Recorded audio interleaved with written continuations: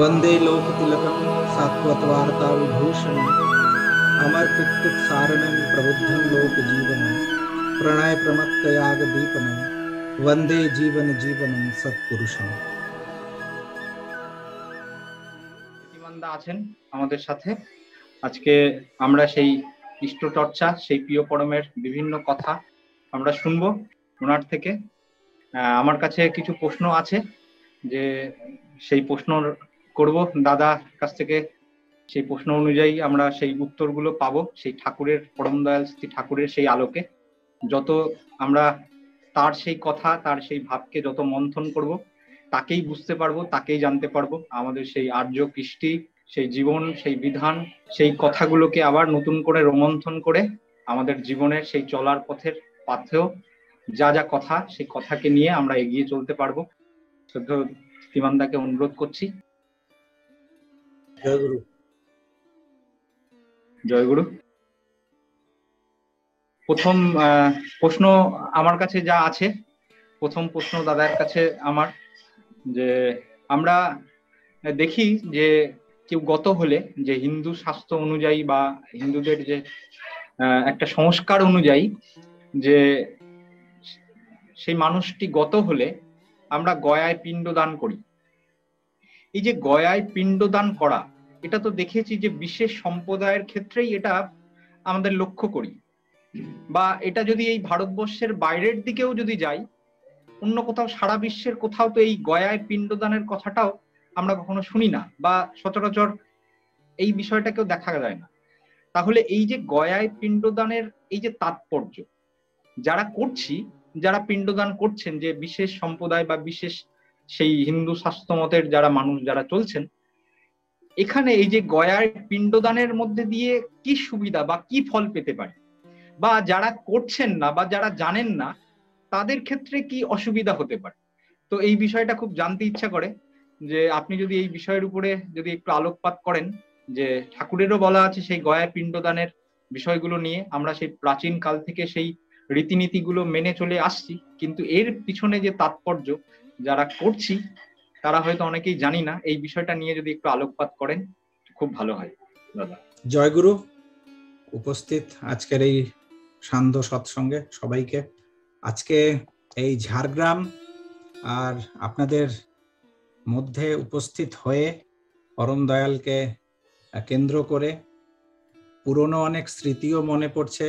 আমি একবারই আমার সৌভাগ্য হয়েছিল ঝাড়গ্রামে, আমি গেছি, আমার মনে হয় ওয়ে ব্যাক ইটস 1996 সালে মনে হয় গেছিলাম। সেই বিভিন্ন জায়গায়, মেদিনীপুরের বিভিন্ন জায়গায় 96 এরকম কিছু একটা হবে। তো সেই ঝাড়গ্রাম আবার আজকে এই ভার্চুয়াল, যাই হোক অনলাইনই হোক, তাও আপনাদের মধ্যে আসতে পেরে খুব ভালো লাগছে। আর এই কথাগুলো অমিয় যেই কথাগুলো রাখলো, এইগুলো তো আবার বলি, এটা আমি উত্তরদাতা নয়, বারবার একই কথা বলি, যে আমি এমন কিছু না যে আমি উত্তর দেওয়ার জন্য বসেছি, সবাইকে জ্ঞান দেওয়ার জন্য বসেছি। তবে আমি নিজেই বিভিন্ন রকম ভাবে ঠাকুরের যত জীবনের যতগুলো দিক আছে সব কিছু এই ক্ষুদ্র মস্তিষ্কে ধরা বা নিয়ে ওটা চর্চা করা, এটা সম্ভব হয় না।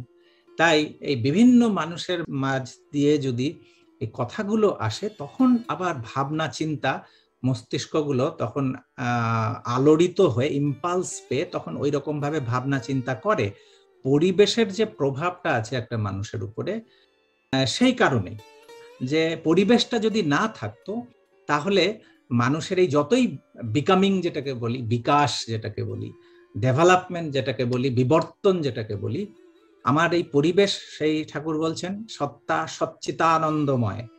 এই সৎ চিত্ত আনন্দ, এই পরপর এসছে কিন্তু, যে আনন্দ চিত্ত সৎ এরম কথাটা তো নাই, বা চিত্ত আনন্দ সৎ এরমও নাই, সৎ চিত্ত আনন্দ। এইটা কখনো ভেবে দেখেছি কি, এটাও একটা সিগনিফিক্যান্ট সিকোয়েন্স আছে, যে প্রথমে সৎ, তারপরে চিত্ত, তারপরে আনন্দ।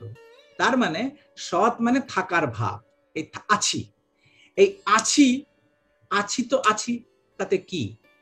এই আছিটাই চৈতন্য যখন লাভ করে, এই আছিটা যখন কনসাস হয়ে ওঠে, রেসপন্সিভ হয়ে ওঠে, আর এই রেসপন্সিভনেসটা তখন কি করে? থ্রিলড, আমার ভেতরটা তখন থ্রিলড হয়।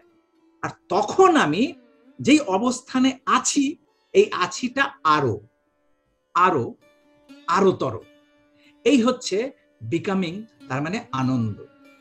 তাহলে এই সৎ, চিত্ত, আনন্দ, মাঝখানে যে চিত্তটা, সৎটা বিকামিং এর দিকে, মানে সৎটা আনন্দিত, সৎটা বিবর্তিত একটা অবস্থান থেকে উত্তরণ তখনই হবে। এই মাঝখানের ব্রিজ হচ্ছে, এই যোগসূত্র হচ্ছে এই চিত্ত, রেসপন্সিভনেস। আর এই রেসপন্সিভনেসটাই হচ্ছে আমার পরিবেশ। আমার এই পরিবেশ যদি না থাকতো, পরিবেশের সাথে আমার ইন্টারাকশন না থাকতো, আমার দেওয়া নেওয়া না থাকতো, তাহলে ওই সৎ ওই একই, ওই একটা পাথরের মতন, বা তার মধ্যে যে নেই তা না, কিন্তু প্রত্যেকটা জিনিসের মধ্যে কনসাসনেস আছে, কিন্তু ওই জড়ের মতন হয়তো পড়ে থাকতাম, তার কোনো বিকামিং নেই, তার কিছু হওয়া নেওয়া নেই, কিচ্ছু নাই, ওই একরকম ভাবে। তো জীবনটা তো তা নয়, জীবনটা হচ্ছে গতি। আত্মা মানে অত মানেই হচ্ছে গতিশীল। আর এই গতিশীলতা মানে এক অবস্থান থেকে আরেকটা অবস্থানে যাওয়া, ওই অবস্থান থেকে আরেকটা অবস্থানে যাওয়া, এই কন্টিনিউইটি। তো এই ব্যাপারটা, পরিবেশটা যদি না থাকে, তো আমার এটাই একটা সবসময় একটা লোভ থাকে যে আমার পরিবেশ আমাকে রিয়াক্ট করুক, আমার পরিবেশ আমাকে রেসপন্ড করুক, আমার পরিবেশ আমাকে সেই জীবন সম্বেগটা আমার আমার ভেতরে জাগ্রত করে তুলুক। এই কারণেই তো মানুষ খোঁজে, কোয়েস্ট অফ লাইফ যেটাকে বলে, যে আমরা জীবনের খোঁজ করি। আমরা এই যে বিভিন্ন রকম ভাবে রিসার্চ হয়, গবেষণা হয়, এই সব কারণটা কি? এই সব কিছুর কারণে কিন্তু এই মানুষ আরো আরো আরো আরো আরোতর হতে চায়।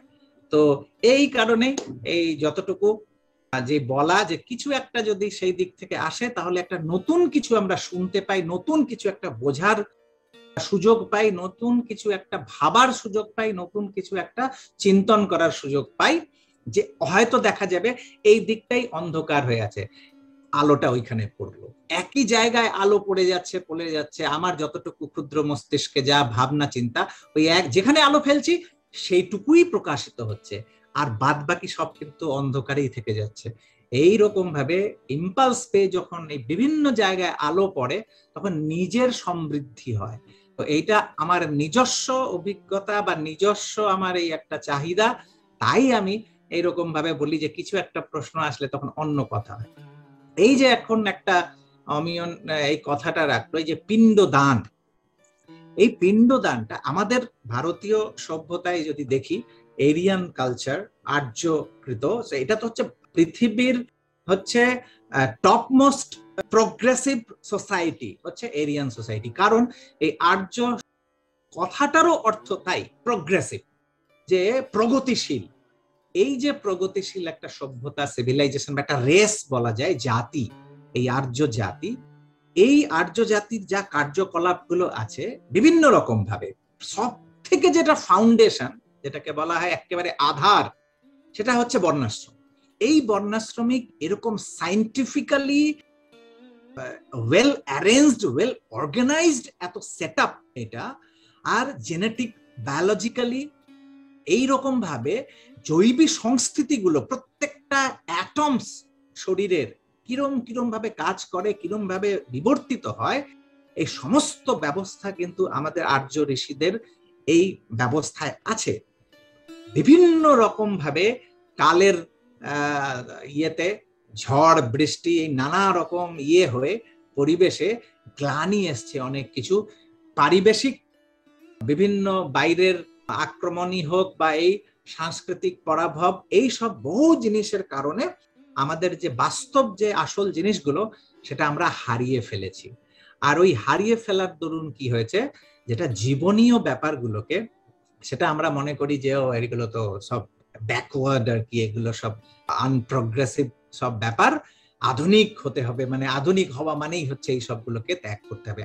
আর সেইখানে দেখা যায় যেই জিনিসগুলোকে আমরা ফেলে দিই, আমরা ভাবি যে এটা একটা আনপ্রোগ্রেসিভ ম্যাটার্স, সেই ব্যাপারগুলোকে যাদের আমরা নকল করি, যাদেরকে আমরা ইমিটেট করি, যাদের দিকে প্রলুব্ধ হয়ে আমরা ছুটে যাই, তারা কিন্তু এই সব বিষয় নিয়ে সূক্ষ্মাতিসূক্ষ্মভাবে চিন্তা করে, সেগুলোকে নিয়ে ভাবনা চিন্তা করে। আমরা কি জানি আমেরিকান পার্লামেন্ট মানে যেখানে ল তৈরি হয়, বিধি নির্মাণ হয়, যেখানে বিধি ব্যবস্থা সমস্ত দেশের, সেই আমেরিকান পার্লামেন্টের বাইরে একটা প্ল্যাকার্ড লেখা আছে, Lord Manu the ancient lawgiver. Lord Manu the ancient lawgiver মানে ভগবান মনু প্রাচীন বিধিদাতা। এই যে কথাটা আমাদের দেশে করতে পারবে? আমাদের দেশে সাথে সাথে একটা কমিউনিটি, একটা গ্রুপ, একটা সো কল্ড একেবারে ব্লান্ট বলতে গেলে নেমড প্রোগ্রেসিভ যারা বলে, মডার্ন তারা নিজেকে মনে করে, কিন্তু চিন্তাশীলতার দিক থেকে একেবারে পিছড়াপন যেটাকে বলে, কোন রকমের কোনো আগ পিছের কোনো ধারণা নাই, তারা সাথে সাথে আন্দোলন শুরু করে দেবে যে এইরকম ভাবে হবে না। তবে এই যে বিভিন্ন জিনিস বাইরের দেশ, যে পাশ্চাত্য সংস্কৃতিকে আমরা অবলম্বন করার চেষ্টা করছি, তারা কিন্তু আমাদের এই যে প্রাচীন কালের এই সূক্ষ্মাতি সূক্ষ্ম জিনিসগুলো নিয়ে কিন্তু তাদের ইউনিভার্সিটিজ গুলোতে, তাদের ল্যাবরেটরিজে এগুলো এখন কিন্তু বিভিন্ন রকম ভাবে রিসার্চ হওয়া শুরু হয়ে গেছে। আমাদের ভারতীয়রা, আমরা যারা এই ধরনের জিনিস চান, যাদের ইনস্টিংক্টে আছে, তাদের রক্তে আছে, তারা কিন্তু এইসব জিনিসের রিসার্চে পার্টিসিপেট করার জন্য তাদের কিন্তু ফরেন ওইগুলোর সংস্থাগুলোকে আধার করতে হচ্ছে। আমাদের দেশে সেরকম ভাবে সেই ব্যবস্থাগুলো নাই, ভেঙে গেছে এইগুলো, এই সবগুলো। তো সেই যাই হোক, এই ব্যাকগ্রাউন্ড গুলো আমি এই কারণে বলছি যে বহু অনেক কিছু আছে যেটা আমাদের দেশে, যেটাকে ডিসকার্ড করা হয়, যেগুলো আমাদের দেশে নেগলেক্ট করা হয়, সেইগুলো কিন্তু সেই সোকল মডার্ন সোসাইটি, যেটা আমরা যাদেরকে নকল করি, তারা কিন্তু এইগুলো সব অ্যাডাপ্ট করে সেগুলোকে জানার চেষ্টা করছে, বোঝার চেষ্টা করছে যে আমাদের এই সংস্কৃতিগুলো কত উন্নত ছিল সেই সময়টা। এই যে পিণ্ডদানের কথা যেটা এখন উঠলো, যে এই পিণ্ড, প্রথম কথা হচ্ছে পিণ্ডটা কি? এই পিণ্ড জিনিসটা আজকের নয়, কিন্তু পৃথিবী এই সব সায়েন্সের ডেভেলপমেন্ট যা যা হয়েছে, যে সব শব্দগুলো আমরা ব্যবহার করি, এগুলো কিন্তু খুব একটা পুরনো নয়। এগুলো সব হচ্ছে এই 1700, 1800, 1600, 1500 এই সব সময় এই সব শব্দগুলো এসছে বা এগুলো হয়েছে। আর আমাদের সংস্কৃতিতে এগুলো কিন্তু 15,000, 10,000, 16,000, 17,000, 18,000 বছর আগেকার এই সমস্ত ধারাগুলো, এই সমস্ত ব্যবস্থাগুলো আজকের নয়। এখন এগুলো প্রমাণিতও হচ্ছে যে ওই কালগুলো, যে কত প্রাচীন সময়, বেদের যে সময় নির্মাণ হয়েছে, সেই সব সময়গুলো আমরা যেটা ইতিহাসে পড়েছি, এটা বলতে এখন কোনো বাধা নাই যে আমাদেরকে যে ইতিহাস পড়ানো হয় সেগুলো হচ্ছে ডিস্টোর্টেড, ম্যানিপুলেটেড হিস্ট্রি। কারা তৈরি করলো? যারা আমাদের উপরে শাসন করতে চায়, যারা আমাদেরকে কন্ট্রোলে রাখতে চায়, যারা আমাদেরকে স্লেভ বানিয়ে রাখতে চায়। তো যে যাকে স্লেভ বানিয়ে রাখতে চাইবে তাকে কখনো প্রাউড ফিল হতে দেবে না, তাকে সবসময় বলবে যে তোমার কিছু ছিল না, তোমার কিছু ছিল না, আমি এসে তোমাকে সংস্কৃত করছি, তোমাদের কোনো কালচার ছিল না, কিছু ছিল না। তো ন্যাচুরালি যারা এই ইতিহাস লিখেছে তারা কিন্তু এইরকম ভাবে আমাদের যে কালগুলোকে, এগুলো সব 200-300 বছরের মধ্যে, 200 বছরে ঋগ্বেদ তৈরি হলো, তারপরে সামবেদ হলো, যজুর্বেদ হলো, অথর্ববেদ হলো, এই পরপর 200 বছর এটা, 200 বছর এটা, 200 বছর একদম সব ফিক্সড করে রেখেছে যে 200 বছর যেই শেষ হবে এই বেদ শুরু হয়ে যাবে, 200 বছর যেই শেষ হবে আবার এই বেদ শুরু হয়ে যাবে, এইরকম ভাবে। আর যেটার কাল নির্ণয় যেগুলো করেছে সমস্ত কিছু ম্যানিপুলেটেড করে, যে ওদের সভ্যতার ওইটার থেকে পেছনে যাতে না যেতে পারে, যে আমাদের যখন ডেভেলপমেন্ট হচ্ছে তারপরে তোমরা এই সবগুলো পেয়েছো। এই একটা ভীষণভাবে ডিস্টোর্টেড ইতিহাস করা হয়েছে। আর সেই বিকৃত ইতিহাসগুলো আমরা ছোটবেলা থেকে পড়ে এসেছি। এই জিনিসগুলো আস্তে আস্তে এখন কিন্তু ভুল পাল্টাচ্ছে। এখন আসল জিনিসগুলো যার কথা সেই বলতে পারে, অন্য কেউ এসে বলতে পারে না। তো আমাদের যখন কথা আমরাই বলবো, আমাদেরই কথা হবে, that will be the last say. তো এখন চলছে, এখন এগুলো নিয়ে অনেক লেখালেখিও হয়েছে, অনেক গ্রন্থাদিরও রচনা হচ্ছে, রিসার্চ হচ্ছে, আর আধুনিকতম টেকনোলজি দিয়ে হচ্ছে এই রিসার্চ গুলো যেগুলো হচ্ছে। তো যাই হোক, এই যে পিণ্ড কথাটা, এই পিণ্ডটা মানে কি? পিণ্ড মানে হচ্ছে এইটা কিন্তু স্থূল, স্থূল। এটা একটা, আমার কথা, একটা ফিজিক্সে একটা কথা আছে, ফিজিক্সের কথা হচ্ছে ল অফ কনজারভেশন। এটা কিন্তু সর্বমান্য একটা ফ্যাক্ট, সর্বমান্য একটা তথ্য, যে ল অফ কনজারভেশনের মানে হচ্ছে, ফিজিক্স যেটা বলছে যে পৃথিবীতে কোনো কিছু নষ্ট হয় না, মানে যেগুলো সৃষ্টি যেটা হয় সেটা যাই আছে সেটা আছেই, ট্রান্সফরমেশন হচ্ছে একটা জিনিস থেকে আরেকটা জিনিস, আরেকটা জিনিস থেকে আরেকটা জিনিস। ডেস্ট্রয় হয়ে গেল, সেটা আর নাই, এই নাইয়ের কোনো সত্তা নাই। কারণ নাই যখন ছিল, সেই নাইয়ের মধ্যেও কিছু একটা ছিল। সেটা কি ছিল? সেটাই ওই এক ছিল। ওই একই বহু হয়েছে। ওই এক যদি না থাকতো, বহু হতে পারতো না। তাহলে ওই এক, সেটা যাই থাকুক, আমাদের হয়তো শব্দ, আমাদের হয়তো ইন্দ্রিয়, বা আমাদের এইরকম কোনো কিছু সেটা তো গ্রাস্প করতে পারে না সেই জায়গা, তথাপি তাদের মাধ্যমে যতটুকু রিভিলড হয়েছে, সেই একই যখন ওই অসীম সসীম হয়ে যখন আসেন, তাদেরই এই সব নানা রকমের অনুভূতিলব্ধ কথাগুলো নিয়ে আমরা একটা ধারণা করি। তাহলে সেই একই এখনো কিন্তু বিজ্ঞান, আর এইটা কোনো দিনও এটাকে ডিকোড করতে পারবে না। যদিও এই গড পার্টিকলস নিয়ে অনেক রিসার্চ করছে, এই বোস কণা নিয়েও এসব অনেক কিছু হয়েছে, এগুলো সব হচ্ছে। তবে দৃঢ় বিশ্বাস আমার মনে হয় একটা ওয়াইল্ড একটা থিঙ্কিং, যে এই এক জীবনে কখনো হবে না। কারণ ওই একটা আছে বলেই তো মানুষের চলছে এই প্রোগ্রেসিভ যে এই পথটা, যে ফুরাবে না তুমি, ফুরাবো না আমি, তোমাতে আমাতে রব একাকার। তো সেই কোনোদিনও ওই একটা আমরা পাবো না। আমাদের এই যাত্রা চলতে থাকবে, চলতে থাকবে, চলতে থাকবে, অনন্ত অনন্ত কাল ধরে এই অমৃতের পথে আমরা এগোতেই থাকবো।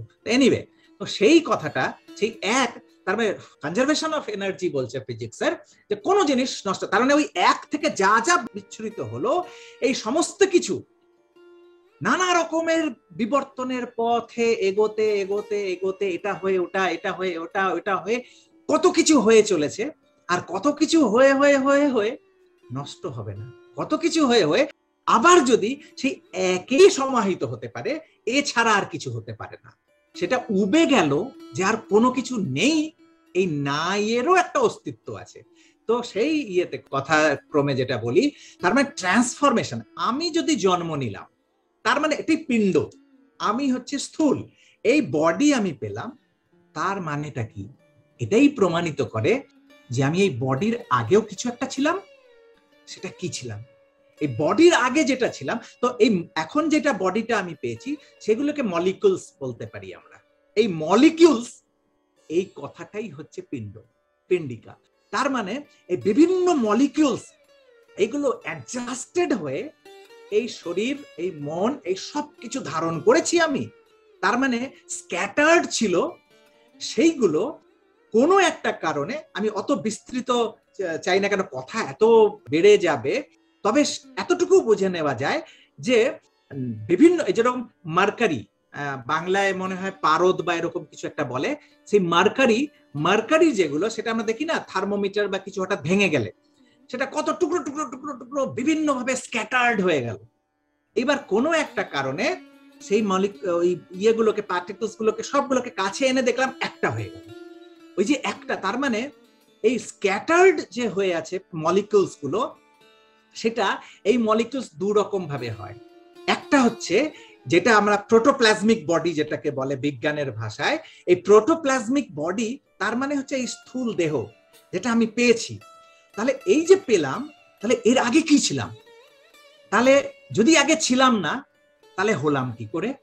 তার মানে এখন যদি হয়েছি, তাহলে এর আগেও ছিলাম, এই যে ছিলাম সেটা কি রূপে ছিলাম, কেমন ছিলাম, এইটাকেই একটা শব্দ দিয়ে ভাবা যায় যে এক্টোপ্লাজমিক বডি। এই এক্টোপ্লাজমিক বডি হচ্ছে সেটার বিভিন্ন মলিকুলস গুলো, আইডিয়া, ঠাকুর একটা বলছেন এটাকে যে আইডিয়া। এই আমরা প্রত্যেকে কিন্তু এক একটা আইডিয়া। এই আইডিয়ার মধ্যেও অসংখ্য এই ছোট ছোট ছোট ছোট ছোট ছোট এই বৃত্তি প্রবৃত্তি বা বিভিন্ন রকমের চাওয়া না চাওয়া, পাওয়া না পাওয়া, ভালো লাগা না ভালো, এই সমস্ত কিছু দিয়ে একটা আইডিয়া হয়ে আমি ফ্লোট করছি, আমি একটা ভাব নিয়ে ফ্লোট করছি। সেইটা কি? সেটা হচ্ছে এক্টোপ্লাজমিক বডি। এই ভাবটা নিয়ে যখন আমি ফ্লোট করছি, এই প্রোটোপ্লাজমিক বডিতে কোনো এক স্বামী স্ত্রী যখন কাছাকাছি আসলেন, আর জায়া, জায়া মানে কি? স্ত্রী।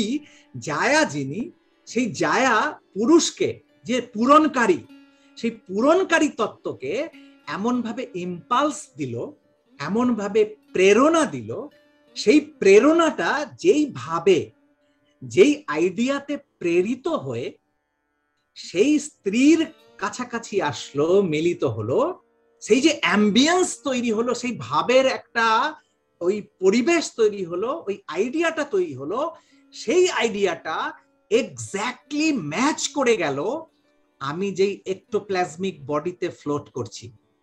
আমি এই স্থূল শরীর খুঁজছি, আমি ওই স্থূল, কেননা এই প্রোটোপ্লাজমিক বডি না পেলে এর পরবর্তী বিবর্তনটা নাই।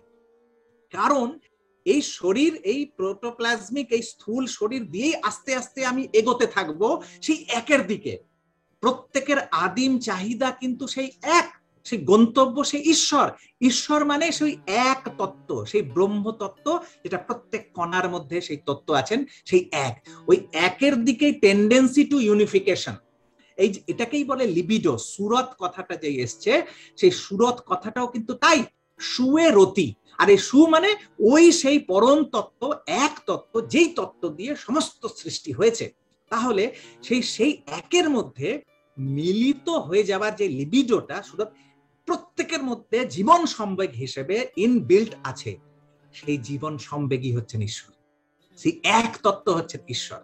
তো সেই একে যে টেন্ডেন্সি টু ইউনিফাইড হওয়ার, এই ইউনিফাইড হয়ে যাওয়ার যে টেন্ডেন্সিটা, সেটাই কিন্তু আমাকে ওই শরীর খুঁজিয়ে আবার এই শরীরটা দিয়ে আমি আবার ওই তত্ত্বের দিকে এগোচ্ছি। ওই যতটুকু পার হয়ে এসছি, মানুষ জন্ম এই জন্য বলা হয় দুর্লভ, যেই কারণে এই অণু পরমাণু, বিভিন্ন রকম বালিকণা, ইট পাথর, গাছপালা, পশু পক্ষী, এই সমস্ত যোনি, এই প্রত্যেকটা জিনিস আমি পার করে করে লাস্টে বিবর্তিত হয়ে হয়ে বিবর্তনের পথে চলে লক্ষ লক্ষ বছর, কোটি কোটি বছর ধরে এই বিবর্তিত হয়ে হয়ে আজ এই দুর্লভ মানুষ জীবন, যেটা nearer to God, nearer to that one, সেই ব্রহ্মর দিকে, সেই গন্তব্য।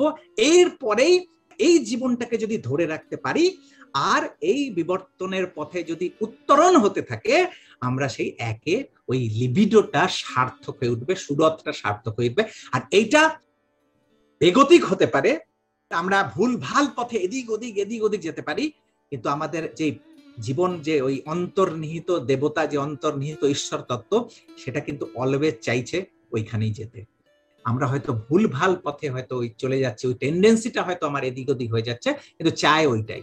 তো সেই জিনিসটা, যে ভেতরের যে জীবন সম্বেগটা, এই ওই জন্য মানুষের শরীর খোঁজে, ওই এক্টোপ্লাজমিক বডিতে, ওই সূক্ষ্ম রূপে সেও খুঁজে বেড়াচ্ছে যে আবার এই স্থূল শরীরকে আবার আমি যতটুকু করে এসছি সেটার জন্য আরো আরো বিবর্তনের দিকে এগোই।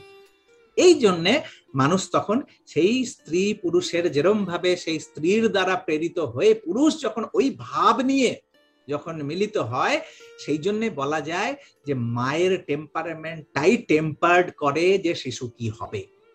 যত ভালোই বীজ থাকুক না কেন, যত ভালোই পুরুষ থাকুক না কেন, কিন্তু ইম্পালসটা যদি বিকৃত হয়ে যায়, ব্যাডলি টেম্পার্ড যদি হয়, সেই বীজটাকে বিকৃত করে দেবে।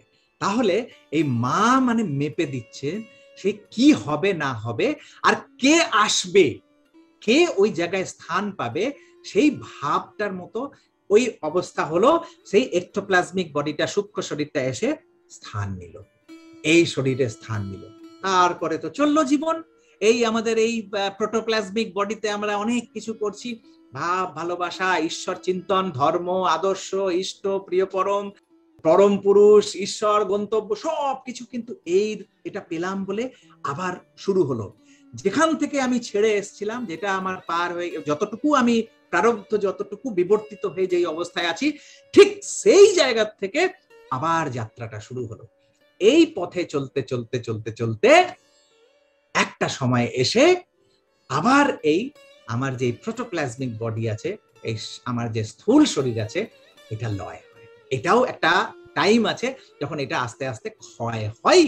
তো এই ক্ষয়টা যত দিন লিঙ্গার করা যায়, যত দিন রাখা যায়, ওই জন্য ঠাকুর বলছেন death is a curable disease, যে মৃত্যুটা হচ্ছে একটা আরোগ্য হতে পারে এমন একটা রোগ।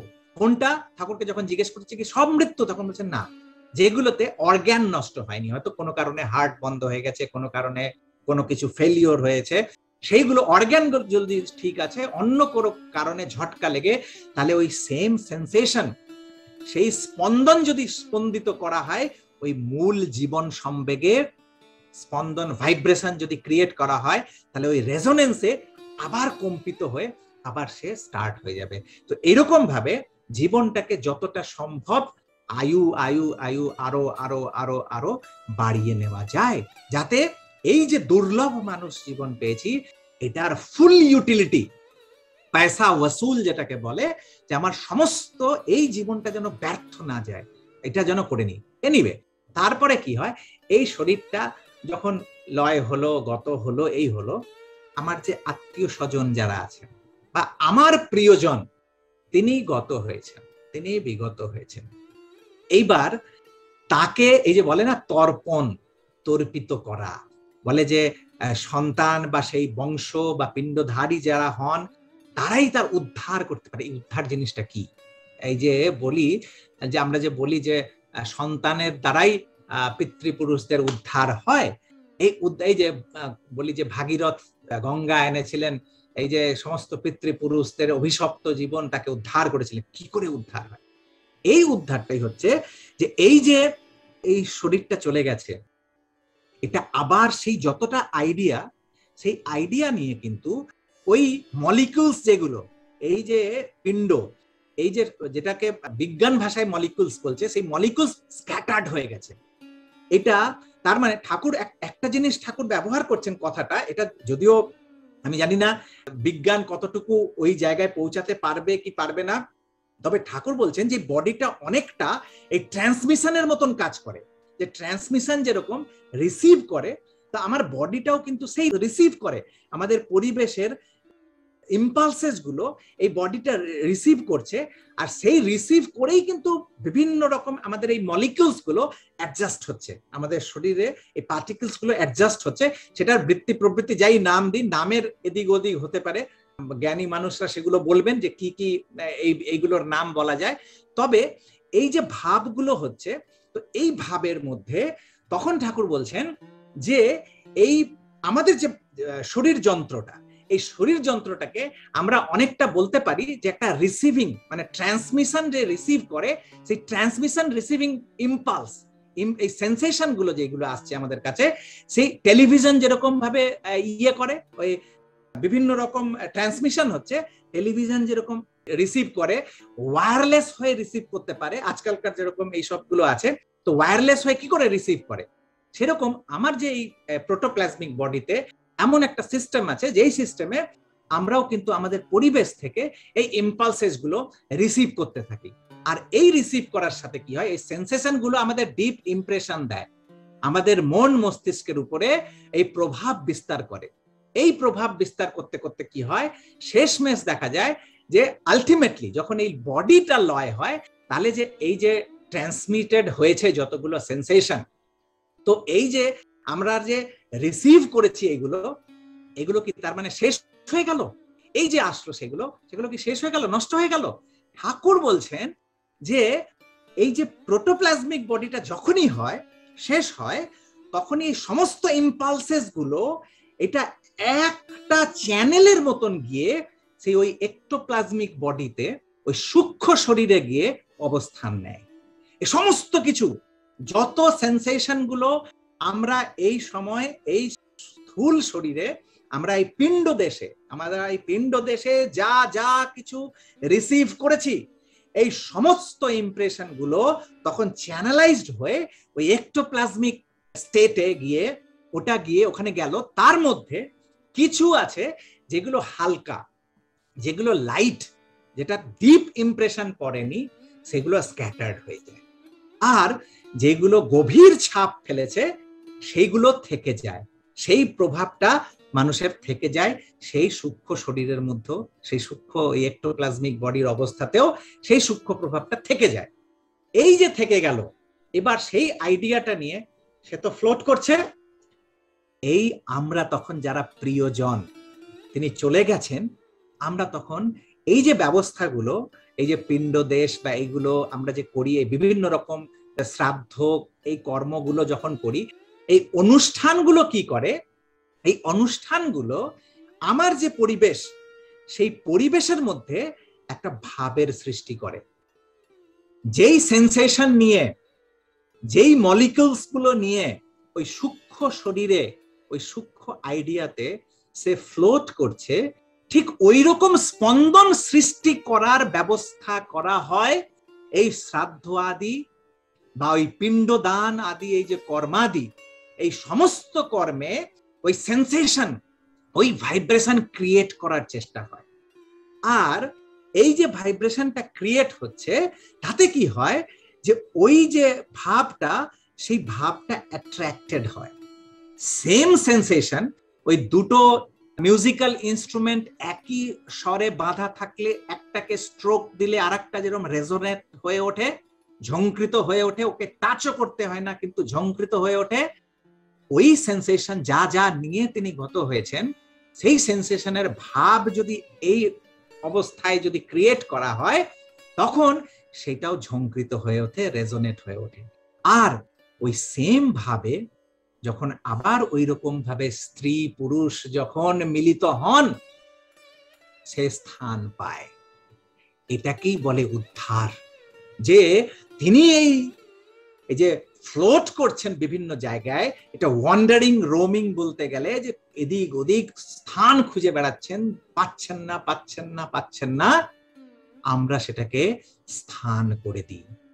এই যে ব্যাপারগুলো, গয়ার কথাটা যেহেতু উঠলো, সেই গয়ারতে কি হয়, গয়া মূলত আমার জানি না, এটাও আমার একটা ওয়াইল্ড থিঙ্কিং, তবে ইতিহাসে দেখতে হয়, আমি এত পড়াশোনাও করিনি এসব বিষয়ক, তবে ঠাকুরের ভাব নিয়ে যতটুকু মনে হয়, ঠাকুর যেরকম ভাবে ভাবতে বা ভাবাতে আমাদের বাধ্য করেছেন, সেই ভাব নিয়ে একটা জিনিস বলতে পারি, যে ওইখানে গয়াতে পিণ্ডদান হয়। আমি নিজেও আমার মাতা পিতার, আমি ওখানে গিয়ে তর্পণ করেছি, তো আমার অনেক জিনিসগুলো, যেহেতু ঠাকুরের অনেক ব্যাপারগুলো তো এগুলো সব পড়েছি বা জেনেছি ঠাকুরের ভাবধারায়, তো আমি ওইখানে গিয়ে ওইগুলো দেখে দেখে ভাবার চেষ্টা করেছি অনেক কিছু, যে কিরম ভাবে কি হয়।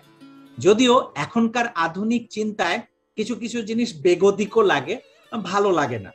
হাইজিনিক পয়েন্ট অফ ভিউ থেকে, সদাচারের বিধির পয়েন্ট অফ ভিউ থেকে, এরকম অনেক কিছু আছে যেটা হয়তো একটু লাগবে, বাঁধবে।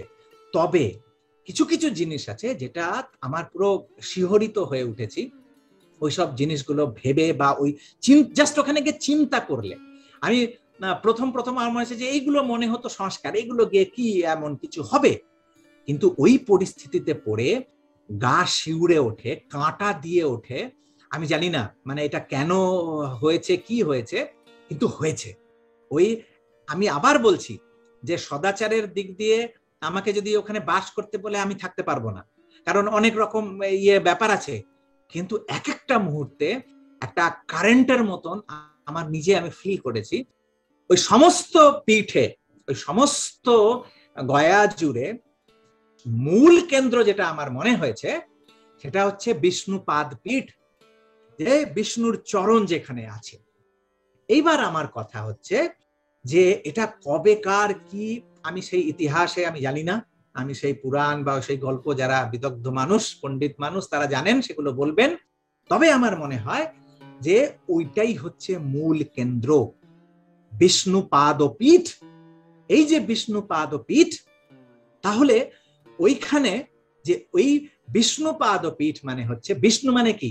সমস্ত বিস্তার যা হয়েছে, ব্রহ্মাণ্ড যে বিস্তার লাভ করেছে, সেই বিস্তৃতিরই তত্ত্ব হচ্ছেন সেই বিষ্ণু। সমস্ত কিছু যা হয়েছে, যা যা হয়েছে, সেই ব্রহ্ম যে যে হলেন, এই হওয়াটাই হচ্ছেন বিষ্ণু। তাহলে ওই মূর্ত রূপ দেওয়া হয় বিষ্ণুকে। মানে আমরা তো আমাদের আর্য সভ্যতায় সমস্ত ভাবকে আমরা মূর্ত রূপ দেওয়ার চেষ্টা করি, যাতে ওই জীবন্ত মূর্তি না হলে আমাদের সেন্সেশন হয় না, আমাদের চলন পাল্টায় না। ওই জন্য এত দেবী দেবতা এইসব করা আমাদের জীবনে, আমাদের এই সংস্কৃতিতে, এগুলোর কারণও কিন্তু এই যে আমরা সমস্ত ভাবকে জীবন্ত দেখতে চাই, মানুষের মধ্যে দেখতে চাই, আচরণে দেখতে চাই। আমরা কিন্তু আইডোলেটার নয়, আমরা কিন্তু মূর্তি পূজক নয়, কদাপি নয়। আমরা আইডোলেটার না, আমরা হচ্ছে আইডিয়ালেটার, তার মানে আদর্শ পূজক। আমরা কিন্তু মূর্তি পূজক না। হ্যাঁ, তবে ওই আদর্শকে একটা মূর্ত রূপ দেওয়ার চেষ্টা করি। সেটা হয়তো সেটা মৃন্ময়ী না, সেই ঠাকুর রামকৃষ্ণ দেবের চিন্ময়ী মূর্তিটাকেই আমরা ভালোবাসি। আর ওই চিন্ময়ীটাকে পাই না যখন, তখন একটা শেপ দিয়ে তার মধ্যে থেকে সেন্সেশন নেবার চেষ্টা করি। আমি ভাবছি যে ওই যে বিষ্ণুপাদপীঠ, তার মানে সমস্ত ব্রহ্মাণ্ডের সমস্ত সৃষ্টির মূল কেন্দ্র হচ্ছে সেই বিষ্ণু, সেই পাদ, তার চরণ। তার চরণ মানেই হচ্ছে তার চলন। সেই চলনের কেন্দ্র হচ্ছে সেই গয়ার বিষ্ণুপাদপীঠ। তাহলে আমাদের যখনই এই যে স্বজন বিচ্ছেদ হয়, আমার প্রিয় যখন চলে গেল, এই কোথায় গেল? তাহলে কোথায় গেল? তার মানে সমস্ত কিছুর মূল সেই বিষ্ণুপদ, সেই বিষ্ণুপাদ। আমরা গিয়ে ওই চরণে গিয়ে তাকে খোঁজার চেষ্টা করি, তাকে ভাবার চেষ্টা করি, সেই সেন্সেশনটা নেওয়ার চেষ্টা করি। এই যে বিরহের যে বেদনা, সেটা একটু না একটু সেখানে প্রশমিত হয় সেই মূল জায়গায় থেকে, যে ওই জীবন সম্বেগ আমার মধ্যে আছে, আপনার মধ্যে আছে, ওর মধ্যে আছে, আমার যে প্রিয় চলে গেছে তার মধ্যেও আছে সেই সিমিলার, সেই একই রকম সেই জীবন সম্বেগ, মূল জীবন সম্বেগ যে ঈশ্বর। সেই মূলে যখন পৌঁছাই, তখন মনে করি যে কেননা এই স্থূল শরীরে তো পাচ্ছি না, এটা আমি ধরতে পারছি না, আর ধরার ইয়ে নেই। তখন আমি গিয়ে ওই মূলে গিয়ে ভাবি যে ওই রকম ওই মূল সেন্সেশনটা হয়তো ওখানে গিয়ে পাবো। আর এইটা যে আমি করলাম সেখানে গিয়ে, এটা কি শুধু আমি করলাম? না, আমার বাবা করেছেন, আমার বাবার বাবা করেছেন, তার বাবা করেছেন, তার বাবা করেছেন, তার বাবা করেছেন। এই করে করে করে করে করে যদি যাই, হাজার হাজার বছর ধরে আমার পিতৃপুরুষরা সমস্ত কেউ ওই বিষ্ণুপাদপীঠে গিয়ে তর্পণ করেছেন। এই যে তর্পণ করেছেন, সেই জায়গায় গিয়ে আস্তে আস্তে সমস্ত জায়গাটা, সমস্ত পীঠটা একটা অদ্ভুত একটা সেন্সেশনে ভরে গেছে। আমাদের সমস্ত পিতৃপুরুষের সমস্ত মানুষের ওখানে উপস্থিতি হয়েছে। ওই আবহাওয়ায়, ওই সূক্ষ্ম একটা বডিতে, ওই ফাইনার বডিতে সমস্ত রকম সম্বেগ সেখানে অবস্থান করছে। আর ওই একটা জায়গায় যেহেতু হাজার হাজার বছর ধরে ওই জিনিসটা হয়ে এসছে, আমি যখন ওইখানে যাই, যখনই আমি যাই, আমার মধ্যে ওই ভাবের সৃষ্টি হয়, আমার মধ্যে ওই পিতৃপুরুষের সমস্ত ধারার সৃষ্টি হয়। আর এই যে রিচুয়ালস গুলো, এই যে চালের গুঁড়ো দিয়ে এই যে পিণ্ড করা, মানে এইগুলো হচ্ছে একটা সিম্বল, যে আমি ওটাকে সিম্বল রেখে আমি আমার ভাবনাগুলোকে নিয়ে যাচ্ছি যে এটাই তোমার শরীর, আর সমস্ত রকম ভাবে কনসেন্ট্রেট করছি। আমরা অনেক কিছু জানি, যে একটা চোখের দৃষ্টি দিয়ে চামচ বেঁকিয়ে দেয়। ঠাকুরের জীবনের কয়েকটা আছে না অদ্ভুত ঘটনা, ঠাকুরের তো আমি ওইগুলোর সঙ্গে তুলনা যদিও করি না, তবে যেহেতু ঠাকুর বলেছেন এগুলো এক্সাম্পল দিয়ে, একটা ডালের, গাছের ডালের দিকে হঠাৎ তাকিয়েছিলেন, মরমর করে ভেঙে গেল। আর একটা ডালের দিকে এরকম তীক্ষ্ণ দৃষ্টিতে তাকালেন, ওটা ভেঙে গেল। সাথে সাথে ঠাকুর নিজেকে রিটার্ন ব্যাক করলেন, যে এটা আমি, আমার এটা কেন করছি আমি, এটা কি, মানে যাতে এটা আজগুবি গুলো যেন মানুষের মধ্যে না ছড়ায়। কিন্তু এই মানুষের সূক্ষ্ম ভাবনা চিন্তার কতটা ইন্টেন্সিটি আছে, তাহলে এটা বলার উদ্দেশ্য এটাই, যে ওই পরিবেশের মধ্যে যখন ওই ভাবনার, ওই চিন্তার যখন আমার মধ্যে যে সেন্সেশন হয়, আর শুধু আমার না, আমার আত্মীয় স্বজন, আমার পরিজন, আমার বন্ধু বান্ধব, আমার পরিবেশের। আর যেহেতু ওই জায়গাটা এই হাজার হাজার বছর ধরে আমার পরিবেশেরও সবাই গেছে, আমার পরিবেশের সমস্ত মানুষের পূর্বপুরুষরা ওইখানে গিয়েছেন, ওই একটা জায়গায় তীর্থ, এটাই না, একটা জায়গায় গিয়ে গিয়ে রিপিটেডলি কন্টিনিউয়াসলি এই কাজটা হতে হতে হতে ম্যাগনেট, যেরকম ম্যাগনেটের ওই সাথে লোহা ঘষতে ঘষতে ঘষতে ঘষতে আস্তে আস্তে ওর মলিকুলস গুলো অ্যাডজাস্টেড হতে থাকে। স্ক্যাটার্ড মলিকুলস, ইলেকট্রনস গুলো থাকে যেগুলোকে, যেটা অর্গানাইজড নয় নিউক্লিয়াসে, সেই কারণে সে অ্যাট্রাকটিভ হয় না, যে অন্যকে আকর্ষণ করতে পারে না। ম্যাগনেটটা কি হয়, চুম্বকে কি হয়, যে সমস্ত মলিকুলস গুলো একটা ওয়েল অর্গানাইজড ওই নিউক্লিয়াস সেন্টারে থাকে বলে সেটা আকর্ষণীয়। মানুষের ব্যক্তিত্ব তাই, যে ব্যক্তিত্ব যত আকর্ষিত করছে মানুষকে বা পরিবেশকে, তার মানে বোঝা যাবে যে তার সমস্ত জীবনের সমস্ত কিছু, সেই বৃত্তি প্রবৃত্তি গুলো ওই একটা কেন্দ্রে অ্যাডজাস্টেড হয়ে আছে বলেই আকর্ষণ করতে পারে। আর যার যতটা, সে ততটা বড় পৃথিবীকে আকর্ষণ করে, ততটা বড় পরিবেশকে আকর্ষণ করে। তো এইটা কি হয়, এই যে স্ক্যাটার্ড, ওইটা গুলো আস্তে আস্তে ওই অ্যাডজাস্টেড হয়। এই অ্যাডজাস্টমেন্টটা যখন হয়, তখন আমার পরিবেশের সমস্ত কিছু যারা যারা আছে তাদেরও এই ভাবটা সৃষ্টি হয়, তাদের মধ্যেও এই ভাবটা সৃষ্টি হয়, যেহেতু আমার পরিজনের জন্য আমি গেছি গয়ায়, ওই স্থানে যারা যায় তাদের তো হয়ই, যারা এই ভাবটা নিয়ে আছে, শোনে বোঝে যে ওখানে যাওয়া আছে, তাদের মধ্যেও ওই ভাবের একটা সঞ্চারণা হয়। এই সমস্ত পরিবেশের মধ্যে ওই বিগত প্রাণের সেন্সেশনটা আমরা যখন ক্রিয়েট করে দিই, আর ওই ভাবনা, ওই পিণ্ড টিণ্ড সব ওইগুলোই হচ্ছে সিম্বল। এইবার ওই কারণে তখন কি হয়, যে ওই ভাবনা চিন্তা নিয়ে হয়তো হতে পারে আমাদেরই এই পরিবেশের মধ্যে কোনো এক স্ত্রী, কোনো এক পুরুষকে এরকম ওই সম্বেগে ইন্সপায়ার্ড করেছেন, আর সেই স্ত্রী পুরুষ যখন সেই এক্সাক্ট ওই সেন্সেশনে যখন ভাবিত মিলিত হয়েছেন, সেই বিগত সত্তা, সেই বিগত সুজন, তিনি একটা স্থান পেলেন আসার।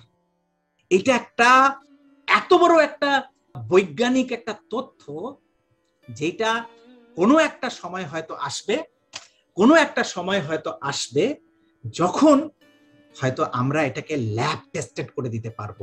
ল্যাবরেটরিতে এই জিনিসগুলো, যে মানুষের সূক্ষ্ম ভাবগুলো কি কি হয় আফটার ডেথ, এই সোলটা কিরম কিরম ভাবে ফ্লোট করে, যদিও অনেক মানুষের অনেক রকম রিয়ালাইজেশনের অনুভূতিগুলো, এগুলো রেকর্ডেড হয়ে আছে আমাদের শাস্ত্রে, অনেক রকম এই ধরনের ধারণা, ওই রিয়ালাইজেশনে অনুভূত হয়ে যে ধারণাগুলো এসছে, সেগুলো তো আমরা ফট করে হেলায় ফেলায় ওগুলো বুঝতে পারাটা কঠিন হয়ে যায়। তবে ঋষিদের বাণী মানেই হচ্ছে সিয়ার্স, মানে দ্রষ্টা পুরুষের বাণী, তাদের যে কর্মাদিগুলো সেগুলো এতটাই সূক্ষ্মাতিসূক্ষ্ম। আমার মনে হয় যে এই পিণ্ডদানের দ্বারা আমার যে ওই বিগত প্রাণ সত্তা, তাকে আমি আর একটা স্থান করে দিই, আর আমার নিজের জীবনটাও সে উৎসমুখী হয়। To ignore the source is to be deprived of resources. আমরা যদি উৎসকে অবজ্ঞা করি, তাহলে সেই উৎসের সমস্ত সরঞ্জাম থেকে আমরা, সংসাধন থেকে আমরা বঞ্চিত হব। তাহলে ওই উৎসের প্রতি অনুরাগ, উৎসের প্রতি ভালোবাসা, এই কর্ম আদি যখন আমরা করি, তখন সেই উৎসের প্রতি ভালোবাসাটা আমাদের মধ্যে জাগ্রত হয়। আর এই ভালোবাসাটা শুধুমাত্র আমার মধ্যে নয়, আমার পরিবেশের মধ্যেও সেটা করতে পারি। আর সেই ইয়েতে এই যে যেটাকে বলে ডিসইন্টিগ্রেটেড মলিকিউলস, সেটা এক্টোপ্লাজমিক বডিতেও হতে পারে, প্রোটোপ্লাজমিক বডিতেও হতে পারে। যেটা আমরা ডিসইন্টিগ্রেটেড মানে স্ক্যাটার্ড, বিচ্ছিন্ন, আমাদের যে বৃত্তি প্রবৃত্তিগুলো তো বিচ্ছিন্ন, এগুলো সব ডিসইন্টিগ্রেটেড, সেইগুলো ইন্টিগ্রেটেড হয় কোনো একটা কেন্দ্র করলে। তো সেরকম সেই সূক্ষ্ম শরীরও সেই ভাবগুলো ডিসইন্টিগ্রেটেড হয়ে গেছে, তারও যখন এই পরিবেশটা পান, লাইক এ ম্যাগনেট ক্রিয়েট হয়। ওই গয়ার ওই কাণ্ডগুলো করে বা এইসব পরিবেশের মধ্যে, ওই পরিবেশের মধ্যে গেলে ওইসব হয়, তখন এই ডিসইন্টিগ্রেটেড যে মলিকুলসটা, সেটা ইন্টিগ্রেটেড যতক্ষণ না হচ্ছে শরীর ধারণ করতে পারবে না সেই ইয়েতে। তো সেইগুলো ওই স্ক্যাটার্ড ভাবনাগুলো, আইডিয়াস গুলো তখন একটা ইন্টিগ্রেটেড অবস্থা পায়, একটা কেন্দ্র পায়, একটা বিন্দু পায়, সেই বিন্দু গিয়ে ইকাঠা হয়ে ওই লাইকে মার্কারির মতন যেটা বলছিলাম, সেটা গিয়ে ওই স্থানটা নেয়। এটাই হচ্ছে আমার যতদূর মনে হয়। তবে আবার বলছি যে গয়া গয়া গয়া, পিণ্ড পিণ্ডদান পিণ্ডদান, এইসব সব কিছু কথা, কিন্তু এই সমস্ত কিছুর ওই কেন্দ্রায়িনী সূত্র যেটা, সেই বিবর্তনী কেন্দ্রায়িনী সূত্র কিন্তু সার্থক হয়েছে সেই বিষ্ণুপাদ পদ্ম। ওই বিষ্ণুপাদ পদ্মকে যদি মানে ওটাকে মাইনাস করে দিই, জিরো হয়ে যাবে ইয়েটা। তো ঠাকুর এটাই বলছেন যে এই সমস্ত কিছু সার্থক হয় ওই বিবর্তনী কেন্দ্রায়িনী সূত্রে, সেটা হচ্ছে বিষ্ণুপাদ। তো আমাদের জীবনটা ওই রকম অনেকটা, যে আমরাও এই শুধুমাত্র ওই একদিনের তো নয়, আমাদের সমস্ত জীবন জুড়ে এই স্থূল শরীর নিয়েও যতদিন বেঁচে থাকছি ততদিন ওই বিষ্ণুপাদ পীঠ যেটা আমাদের জীবনে, এই যে আমাদের বক্ষে, এই বক্ষস্থলে তার চরণটাকে ধারণ করতে হবে। তার চরণ ধারণ করা মানে হচ্ছে তার চলনকে ধারণ করা, তার চলাটাকে ধারণ করা। আমাদের হৃদয়েও যদি সেই বিষ্ণুপাদ, সেই ইষ্টপদ, সেই প্রিয় পরমের পদ, সেই পুরুষোত্তম পদ, সদ্গুরু পদ যদি আমরা আমাদের বুকে, আমাদের হৃদয়ে ধারণ করতে পারি, তাহলে আমাদের এই জীবনটাও এই যে সমস্ত স্ক্যাটার্ড যে বৃত্তি প্রবৃত্তিগুলো আছে, ডিসইন্টিগ্রেটেড হয়ে আছে, বিখণ্ডিত হয়ে আছে, সেইগুলো অখণ্ড হয়ে আমরা সেই অখণ্ড ব্যক্তিত্বের অধিকারী হয়ে আমরা সেই সুপথে, সেই ব্রহ্মপথে, সেই একের পথে আমরা এগোতে পারবো। আমার মনে হয় যে আর্যদের, এই আজকাল হিন্দুদের বলতে পারি, তো সেই আর্যদের এই ধারাটা এত বৈজ্ঞানিক, এত সায়েন্টিফিক, কল্পনাও করা যায় না। আমি হয়তো অনেক কিছু হয়তো আমি বলতে পারিনি, তবে আবছা আবছা একটা নভিস পারসন যতটুকু বলতে পারে ততটুকু চেষ্টা করলাম বোধ বুদ্ধি দিয়ে। তবে আরো অনেক কিছু আছে যেগুলো হয়তো আরো ভালো মানুষ, যারা জ্ঞানী মানুষ, তারা হয়তো শব্দগুলো নিয়ে অনেক কিছু হয়তো এগুলোকে আরো বেশি এক্সপ্লেন করতে পারবেন। তবে এইটুকুই মনে হয়, যদি এই সম্বন্ধে যদি আর কোনো কিছু কথা থাকে তাহলে বলা যেতে পারে, আদারওয়াইজ এটা তো ভীষণ ইম্পর্টেন্ট। অমিয়, আমি জানি না কতটুকু স্যাটিসফাই হলাম বা করতে পারলাম কথাগুলো নিয়ে। তবে অতৃপ্তি আমি বলবো যে এখনো আছে, আমার এখনো মনে হচ্ছে আরো কোনো কিছু কিছু কথা যেগুলো হয়তো কার্টেলড হয়েছে। তবে এই এতটুকু অতৃপ্তি আমার মনে হয় ওই ফুরাবে না তুমি, ফুরাবো না আমি। তো আমারও একটু থাকুক খালি খালি ভাব, যাতে আরো আরো করে আমরা এগোতে পারি। এত গভীরভাবে এই বিষয়টাকে সহজ করে বিশ্লেষণ করলেন ব্যাপারটা, যে গয়ার পিণ্ডদানের ব্যাপারটা তো আমরা সবাই জানি কম বেশি, কিন্তু এর যে এত গভীর তাৎপর্য, বা আমাদের এই যে প্রাচীন যে রীতি, যে নিয়ম, যে আর্য বিধি অনুযায়ী তার যে এত গভীর বিজ্ঞান। তবে এই বিষয়ে একটা কথা বলে নি, যেটা আমি হয়তো মিস করেছি কিছুটা, তবে আমি একটা জিনিস জাস্ট অ্যাড করে নি এটাতে, যেটা আমি বলছিলাম যে এই কর্মাদির মাধ্যমে আরেকটা যেটা হয়, যে পূর্বপুরুষদের আমি বলেছিলাম যে ইতিহাসগুলো আমরা বিচ্ছিন্ন যেটা হয়, যে ইগনোর দ্য সোর্স। তো এই কর্মাদির মাধ্যমে আমাদের পূর্ব পিতৃপুরুষদের যে ইতিহাস আছে তার প্রতিও শ্রদ্ধা জাগ্রত হয়, যেটা এখনকার সময়ে এটা ভেরি মাচ ল্যাকিং বলা যায়। আমাদের যেই এখনকার জেনারেশনে যে পিতৃপুরুষদের যে পূর্বপুরুষের ধারা যেগুলো আছে, সেই ইতিহাস থেকে আমরা বঞ্চিত। সেই ইতিহাসগুলোকে আমরা ওই নাম নিতে হতেই পারে, কিন্তু নিতে চাই না। আমরা এমন এমন জিনিস, এমন এমন বাচ্চাদেরকে স্টোরিজ, যেটা পাশ্চাত্য সংস্কৃতির যেই গল্পগুলো আছে, সেই কাহিনীগুলো, সেগুলোকে এখন মস্তিষ্কে ভরা হচ্ছে, যেগুলোর কোনো মানে নেই। হয়তো অনেক আছে হয়তো মিনিংফুল, কিন্তু যেগুলো অ্যাকচুয়ালি দেওয়া হয় সেগুলোর একেবারে আজগুবি, কোনো জীবনের সাথে কোনো সম্পর্ক নাই, সেইগুলোকে ভরে দেওয়া হচ্ছে। আর আমাদের প্রাচীনতম যে ইতিহাস, প্রাচীনতম যেই গল্পগুলো, ইতিহাসের কথাগুলো, আমাদের প্রাচীন যেই সব হিরোজ যেটাকে বলা যায়, বীর পুরুষ আমাদের ইতিহাসের, সেইগুলোর কাহিনীগুলো, গল্পগুলো আমরা জানি না। আজকালকার বাচ্চারা জানে না এই রামায়ণ, মহাভারত বা এই প্রাচীনতম এই চাণক্য বা এই ধরনের গল্পগুলো কতজন আর পড়ে, কতজনকে পড়ানো হয়। এগুলো নীতি শ্লোকগুলো, যেগুলো সেই ছোট ছোট গল্পগুলো, মোরালস গুলো, আমাদের ভারতীয় আর্য সংস্কৃতির যে মোরালস গুলো কতটুকু আর পড়ানো হয়? এখন সব কিছু হয়ে গেছে সেই অনুকরণ। আমার কথাটা হচ্ছে যে এই সব কর্মাদিতে ব্যাপৃত থাকলে অ্যাটলিস্ট যে আমার পিতৃপুরুষের যে ধারা, তার ইতিহাস, সেইগুলো অ্যাটলিস্ট আমরা স্মৃতিচারণ করতে পারি, আর পরবর্তীকালে আমার জীবনটাই ওই উৎসমুখী হতে সুবিধা হয়। তো এটাও একটা বিরাট বড় জিনিস, যে পিতৃপুরুষের প্রতিও শ্রদ্ধাবান যদি না হই, এই অনুষ্ঠানগুলোর কারণই হচ্ছে যাতে আমার পিতৃপুরুষের ধারা, আমার বংশধারা, সেইগুলোর প্রতি আমরা শ্রদ্ধাবান হই, আর তাতে সেই পিতৃপুরুষরাই আবার আমিও নিজের পথ প্রশস্ত করি। কারণ একদিন আমিও তো সেই অবস্থায় যাব, আমিও তো সেই একটা এক্টোপ্লাজমিক বডি অবস্থায় আমারও অবস্থান হবে। আমি যদি এই পরিবেশ যদি সৃষ্টি না করে দিয়ে থাকি, তাহলে আমার কি হবে? আমিও ওরকম ভাবে ভূতের মতন পিপাসু হয়ে এদিক ওদিক কত হাজার বছর না আমাকে এরকম ভাবে ভবঘুরের মতন ঘুরে বেড়াতে হবে, ফ্লোট করতে হবে। কি কঠিন অবস্থা। অন্তত নিজের ব্যাপারটাও যদি চিন্তা করি, তাহলে এই ব্যাপারগুলোকে ঠিক করে আমাদের জেনারেশনে করা লাগে। হ্যাঁ, এনিওয়ে, অমিয় আরো অনেক কথা যুক্ত করলেন এই কথার সাথে। আমার এই কথার ভিত্তিতে আমার মাথায় কিছু প্রশ্ন ঘুরছে আর কি। যেমন যে আমরা সচরাচর দেখি যে আমরা এই জীবনে, যে আমরা বোসমার জীবনের একটা কথা পড়ছিলাম, যে বোসমা ছিলেন ঠাকুরের যে এই যে জন্মলগ্নের সময়ের ধাত্রী হিসাবে, এবং তিনি বলতে গেলে শেষ জন ছিলেন। তো তিনি তার জীবনের স্মৃতিচারণ করতে গিয়ে বলছেন যে আমি কত শত মানুষকে দেখলাম, অন্তত 14-15 জনকে দেখলাম, যে আমার স্বামী, সন্তান, এরকম আত্মীয় স্বজন কতজনকে দেখলাম যে চোখের সামনে এরকম শুয়ে আছে, তার উঠে যেতে দেখলাম। তো একদিন ঠাকুরকে প্রশ্ন করলাম, যে ঠাকুরকে জিজ্ঞেস করছি যে এই যে তাদের এই যে দেহ ছেড়ে চলে গেল, এটা তো চোখে দেখতে পেলাম, তো এই যে তোমার সাথে গেল, তুমি তাদেরকে কোথায় গিয়ে নিয়ে রাখলে? ঠাকুরকে প্রশ্ন করছেন। তো ঠাকুর বলছেন যে তাতে তোর কাম কি?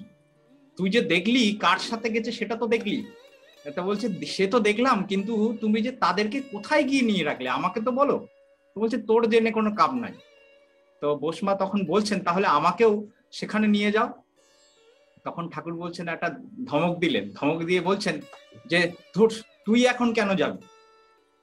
এখন কত কিছু দেখার বাকি আছে, কত কিছু শোনার বাকি আছে।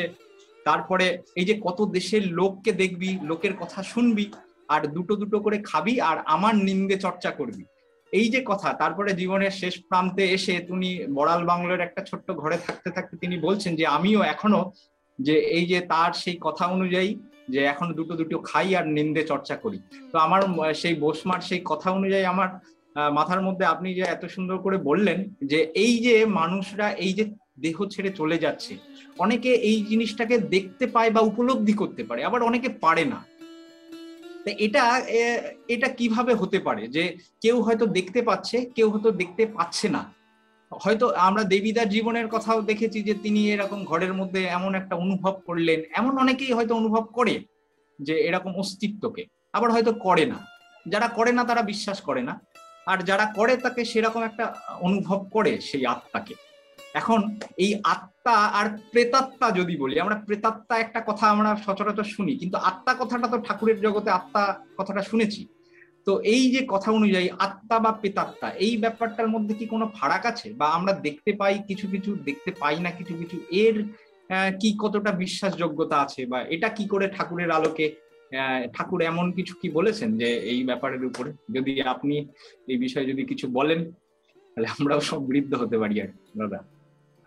তুমি এমন একটা সাবজেক্ট টেনে আনলে যে কি বলবো, তবে আমি সার বলবো, এখন আর বেশি কথা বাড়াবো না, তবে সার কথা এটুকু বলবো, ঠাকুরের যদি তুমি পুরো লিটারেচার দেখো বা ঠাকুরের যদি পুরো জীবনটা দেখো, সেই জীবনের মধ্যে তুমি আত্মার কথা পাবে না, সত্তার কথা পাবে। কিন্তু ঠাকুর যেখানেই ব্যবহার করেছেন সত্তা ব্যবহার করেছেন, আত্মা নয়। হয়তো আছে কোনো কোনো জায়গায় আত্মা এরকম ভাবে, কিন্তু আমাদের জীবন, ওই যে আমার এই কথাটাই ভাবতে ভালো লাগে যে বোসমাকে যে বললেন তোর ওটা নিয়ে কাজ কি, তুই যেটা করার সেটা কর। তো আমার কথাটা হচ্ছে যে আত্মা আর প্রেতাত্মা আর কি আত্মা আমি জানি না, তবে ঠাকুর আমাদের সত্তার কথা বলেছেন।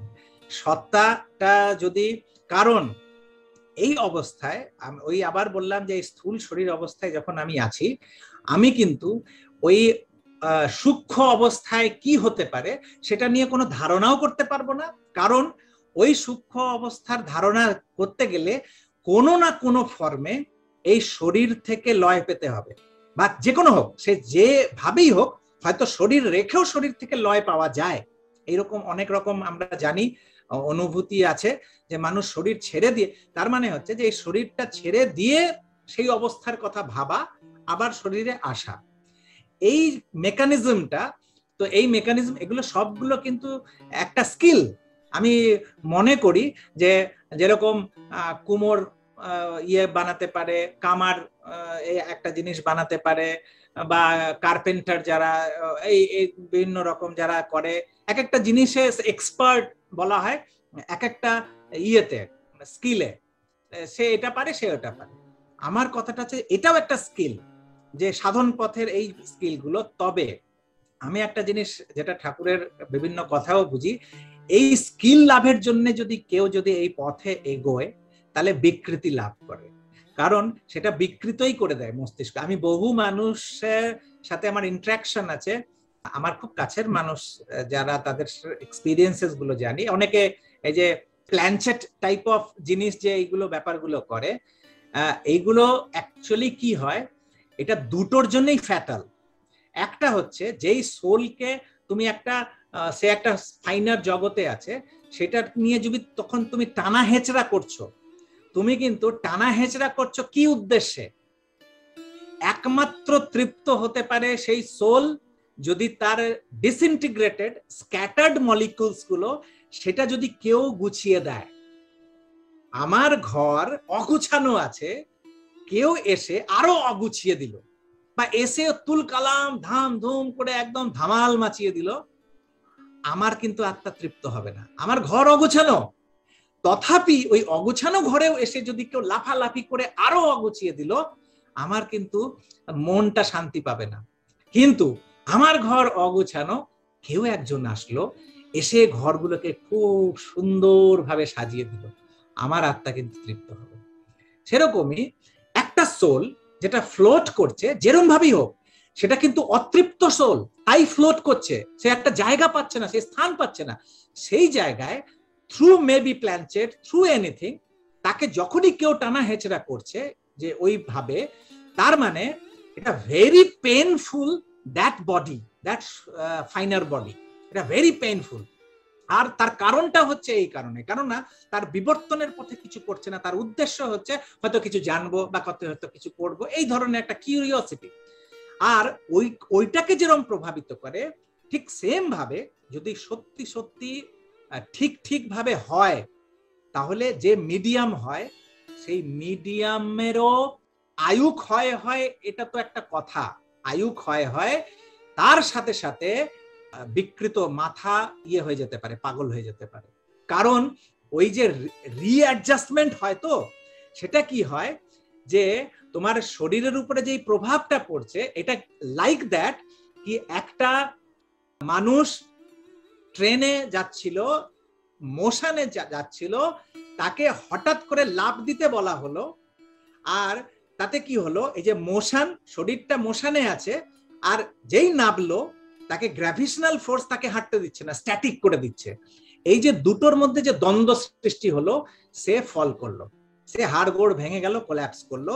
এই অবস্থাটাই হয় যখন এই ধরনের কোন মস্তিষ্কের রিঅ্যাডজাস্টমেন্ট হয়ে যখন ওই সোলটাকে যখন নিজের শরীরের মধ্যে আনার চেষ্টা হয় বা বলার চেষ্টা হয়, সেই কারণে তখন কি হয়, কেননা সে তার শরীর মন কিন্তু সেইভাবে অ্যাডজাস্টেড হয়নি।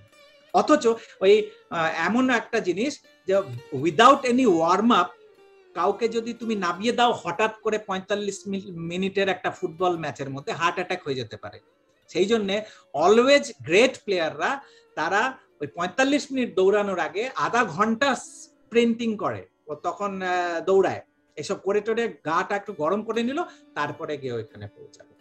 এই যে লু যখন হয়, লুয়ের সময় বলা হয় পেঁয়াজ বগলে রেখে বা কাছে রেখে বাইরে যাও, লু লাগবে না। কেন কি, আমার শরীর হচ্ছে একটা ঠান্ডা অবস্থায়, কুল আছে, হঠাৎ করে গরমে গিয়ে এই গরম আর ঠান্ডার এক্সপোজারে আমি কোল্যাপস করি।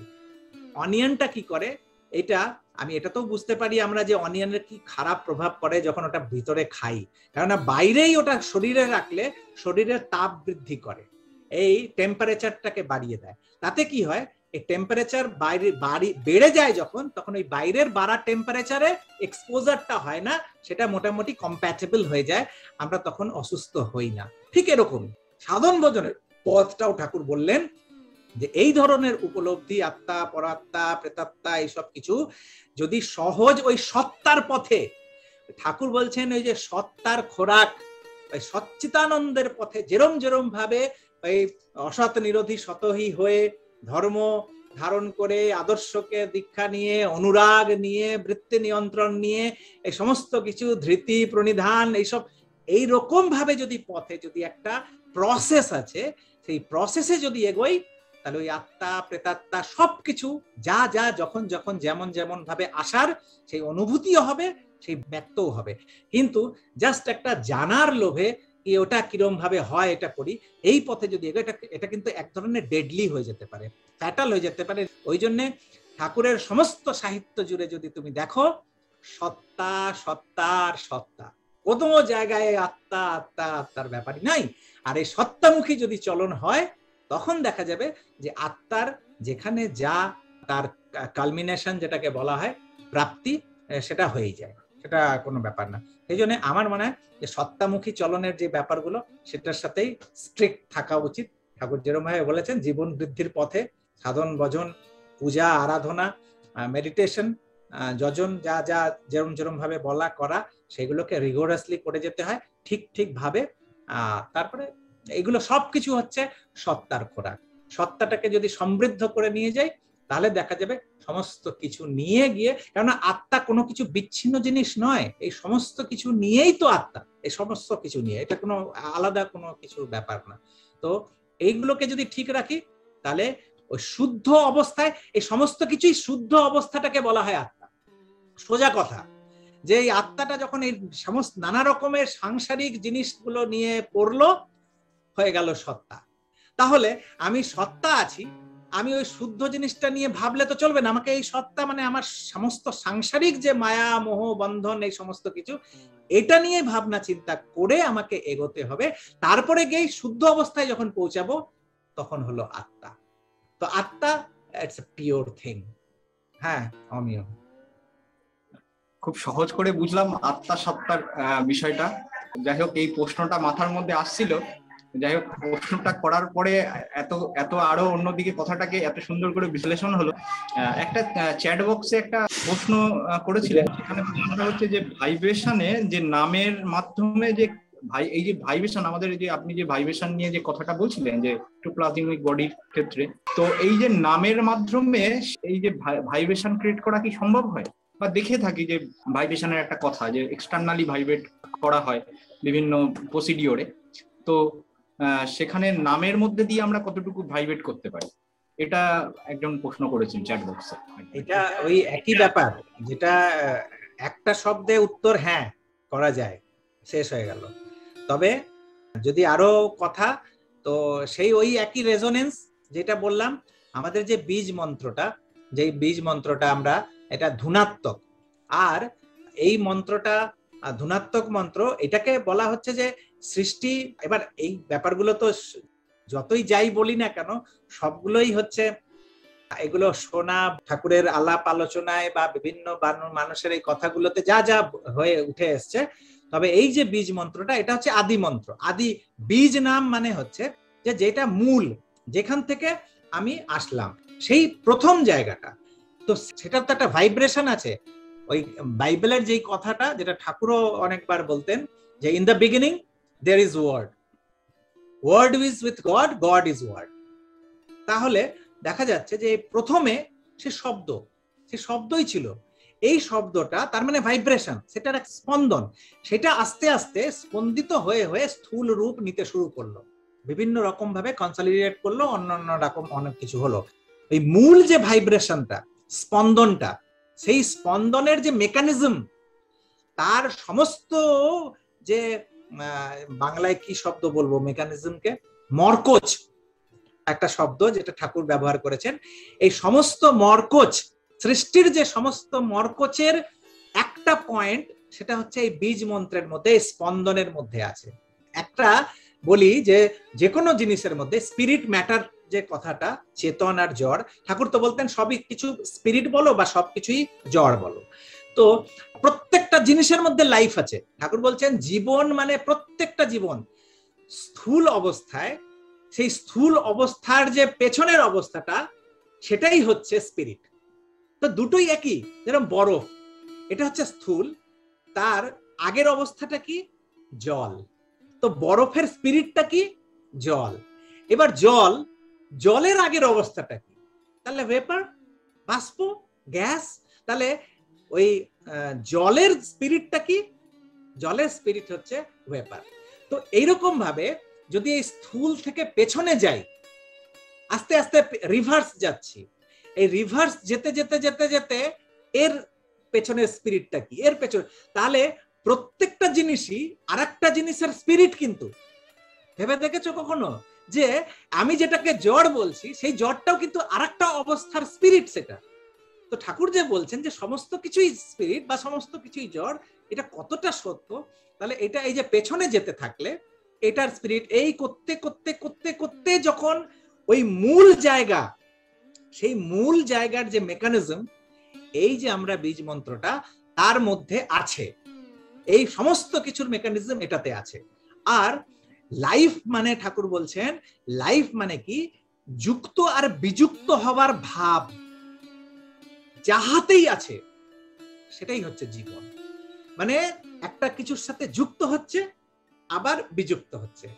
তো এই যে ডিট্যাচড, এই যুক্ত বিযুক্ত থেকেই ইভলিউশন, বিবর্তন হয়ে চলেছে। এই সমস্ত সৃষ্টিটা হচ্ছে কিন্তু এটাই, যে আর একটা আরেকটার সাথে যুক্ত হচ্ছে, আরেকটা জিনিসটা থেকে বিযুক্ত হচ্ছে, এই হতে হতেই কিন্তু বিবর্তন, বিভিন্ন সৃষ্টি হয়ে চলেছে। তো এই যুক্তি আর বিযুক্তি এই যাতেই আছে, তাই জীবন। আর এটা ওই বালুকণাতেও আছে, আর আমাদের ওই পরম আমাদের সেই চেতনার মধ্যেও আছে, সমস্ত কিছুর মধ্যে। আর এই যে নামের মধ্যে তিনখানা স্টেজ আমরা বলতে পারি মূলত। আমি বেশি করে যাচ্ছি না, কারণ এইসব বিষয় আর প্ল্যাটফর্মে অতটা তাহলে শব্দগুলোকে নিয়ে আসতে হয়।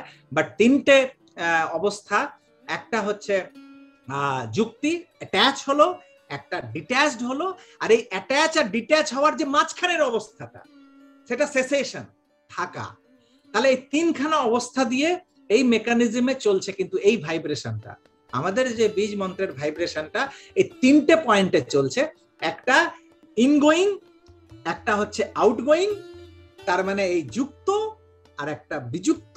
আর এই যুক্ত আর বিযুক্তর মাঝখানের যে ওই সূক্ষ্ম একটা অবস্থা থাকছে, যেটা কি? সেই সেসেশনটা। এই তিনটে অবস্থার যে total mechanism, how it works, এটা কি করে কাজ করে, সেই মরকচটা এই নামের মধ্যে আছে। আমরা যে বীজ মন্ত্রটা নাম করি, এই তার মধ্যে এই স্পন্দনটা আছে। তো আমাদের শরীরের প্রত্যেকটা মলিকিউলস, প্রত্যেকটা সেলস, আমাদের যে মন মস্তিষ্কের সমস্ত কিছু, সূক্ষ্ম হোক, স্থূল হোক, ফাইন হোক, ফাইনার হোক, ফাইনেস্ট হোক, তো সূক্ষ্ম, সূক্ষ্মাতি সূক্ষ্ম, যা কিছু আছে, এই সমস্ত কিছু কিন্তু এই তিনটে মেকানিজমে কাজ করে যাচ্ছে, এই ইনগোয়িং, আউটগোয়িং আর ওই সেসেশনের ভাবটা নিয়ে। তো এই যে স্পন্দনের মূলটা হচ্ছে ওই মন্ত্র। আমরা যখন ওই মন্ত্রটাকে নিজেদের মধ্যে ভাইব্রেট করাই, বারবার করে জপ করে রিপিট করি, একটা স্পন্দন ক্রিয়েট হয়, একটা কাঁপুনি সৃষ্টি হয় ভেতরে। সেই ভাইব্রেশনটা কি করে? আমাদের প্রত্যেকটা সেলকে ঝঙ্কৃত করে, কেননা ওই প্রত্যেকটা সেলেরও তো মূল হচ্ছে সেটাই। তো মূলে যখন ঝঙ্কৃত হয়, তো যার যেটা সেন্সেশন, সেই সেন্সেশনটাই সে পায়, তাহলে তার মূল অবস্থার দিকে সে এগোয়।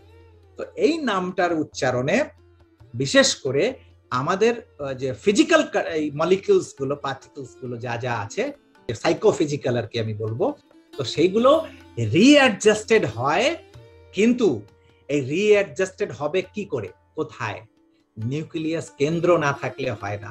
তো ওই কেন্দ্রটাই হচ্ছেন ওই এমবডিড ফর্ম, এই নামের, এই ভাইব্রেশনের একটা জীবন্ত ফর্ম হচ্ছেন ঠাকুর। প্রিয় পরম ঈশ্বর হিসেবে যেটা আমরা সামনে রাখি, সেই আদর্শ ইষ্ট পুরুষোত্তম গুরু সদ্গুরু, তিনি হচ্ছেন আমাদের ওই একটা কেন্দ্র, নিউক্লিয়াস, যেই নিউক্লিয়াসকে ধরে এই সমস্ত মলিকিউলস গুলো আমাদের সাইকোফিজিক্যাল, শারীর মানসিক যে ইয়ে, সেগুলো রিঅ্যাডজাস্টেড হয়। তাহলে এই মন্ত্রের একটা প্রভাব প্রচন্ড ভাবে আছে আমার শরীর মনের উপরে। তবে ওই একটাই কথা, যদি এই মন্ত্রের সাধন, যদি এই নামের সাধন, যদি নামীকে কেন্দ্রে রেখে করি, নামীকে ভালোবেসে অনুরাগ যদি না থাকে, ভালো লাগা যদি না থাকে, তাহলে এইটা, এই অ্যাডজাস্টমেন্টটা বিকৃত রূপও নিয়ে নিতে পারে। কারণ তার এক্সপ্রেশন যেগুলো হবে, সেই কর্ম নিয়ন্ত্রিত হবে না। আমি হয়তো ওই ওরকমই হবে যে ট্রেন গতি দিল, লাফ দিয়ে গতিটা থামিয়ে দিল, ধাক্কা খেলো, এই দুটোর মধ্যে ম্যাচ করলো না। শরীর আর এই ট্রেডমিলে হাঁটলে যা হয়, ট্রেডমিলটায় শুধু শরীর দৌড়ায়, মন কিন্তু স্থির থেকে যায়। মন কিন্তু তখন শরীরমুখী হয়, যে শরীর শরীর শরীর ভালো হবে ভালো হবে। তাতে কি হয়, এই দুটোর মধ্যে গ্যাপ সৃষ্টি হয়, মন আর শরীরের মধ্যে। আমি বলছি না যে ট্রেডমিলে করা উচিত না, একদম ইনঅ্যাক্টিভিটি থেকে অন্তত ওইটুকু অ্যাক্টিভিটি করা উচিত। তবে সব থেকে, ওই জন্য ঠাকুর বলছেন যে নৃত্য গীতের মতন, খেলাধুলার মতন ব্যায়াম আর এক্সারসাইজ আর কিছু হয় না, কারণ সেখানে মনও উদ্বেলিত হয়, ভালো লাগাটা হয়। পরিবেশের মধ্যে যখন আমি হাঁটি, এই গাছপালা এইসবের মধ্যে, আমার মনটাও বুলবুল হয়ে থাকে, আমার মনটাও নানা রকম জিনিসের ভাবে, তাহলে মনটারও এক্সারসাইজ হচ্ছে, শরীরও হচ্ছে। কিন্তু ওই ট্রেডমিলে যখন ঘরের মধ্যে করছি, তখন আমার সমস্ত মন একটা শরীরের দিকে চলে এসছে, ওইখানে মন প্রফুল্লিত হয় না। তো এটা এক ধরনের, এটা একটা খারাপও এফেক্ট কখনো কখনো করে, যদি আউটার অ্যাক্টিভিটি না থাকে। দুটোর ব্যালেন্স থাকলে কোনো ইয়ে না। তো সেরকমই নাম হচ্ছে, অথচ নামের সাথে অনুরাগ নাই, এইটা কিন্তু এটা ফ্যাটাল হতে পারে, ডেডলিও হতে পারে। তো সেই জন্য আমার মনে হয় যে নামের প্রতি অনুরাগ রেখে এই স্পন্দন যদি ক্রিয়েট করা যায় ঠিক ভাবে, যা বিধি আছে সেই বিধি মাফিক, তাহলে তার প্রভাব শরীর মনের উপরে 100% আছে। খুব ভালো একটা প্রশ্নের দাদার কাছ থেকে শুনলাম। আমার এই বিষয়ে একটা ছোট্ট প্রশ্ন মাথার মধ্যে ঘুরছে, আবার একজন চ্যাট বক্সেও প্রশ্ন করলেন। এই যে আমরা মেলাটোনিন হরমোনের নিঃসরণের কথা বলি, তো এর মূলেও পিছনেও যখন আমরা এই মেলাটোনিন হরমোন নিঃসরণের মধ্যে দিয়ে আমাদের এই যে মেমোরিটা গেইন করি, স্মৃতিশক্তিটাকে বাড়াতে পারি, যখন এই যে স্মৃতিশক্তি বাড়ানোর পিছনে দৌড়চ্ছি, তখন আমার তো সেই নামই, যে নামের উদ্দেশ্য যে সেই নামীকে স্মরণ রাখা, সর্বদা জাগ্রত রাখা, সেটা থেকে তো আমি বিচ্যুত হচ্ছি কোথাও না কোথাও। যে এর মধ্যে দিয়ে এই যে বিচ্যুত হচ্ছে, কিন্তু স্মৃতিশক্তি তো জাগ্রত হচ্ছে কোথাও না কোথাও।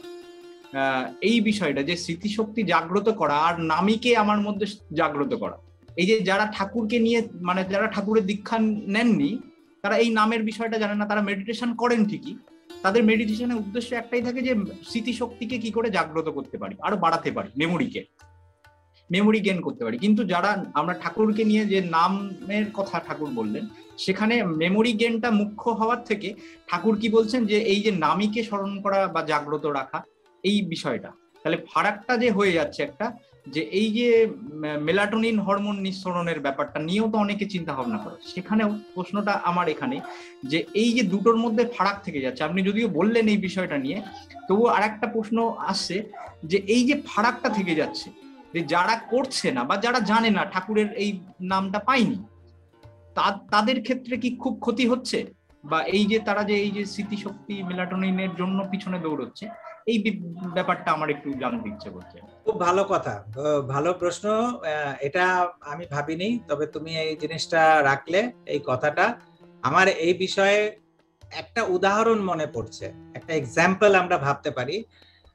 খুব র্যাশনালি ভাবতে হবে, কেননা ঠাকুর তো র্যাশনাল, মানে অ্যাকচুয়ালি র্যাশনালিস্ট উই আর, আমরাই হচ্ছি আসল যুক্তিবাদী, আমরাই হচ্ছি, যদিও যুক্তিবাদীকে আজকাল ওই র্যাশনালিস্টরা একটুখানি অন্য টাইপ অফ একটু হয়, একটু পাগল থেকে বেশি ছাগল বলবো, কারণ অনেক কিছু উল্টো পাল্টা তারা বলে ফেলে, আমাদের ওই ট্র্যাডিশনাল সংস্কৃতি কালচার গুলোকে না বুঝে সুঝে ফট করে রিজেক্ট করে দেয়, তো ছাগলই বলবো।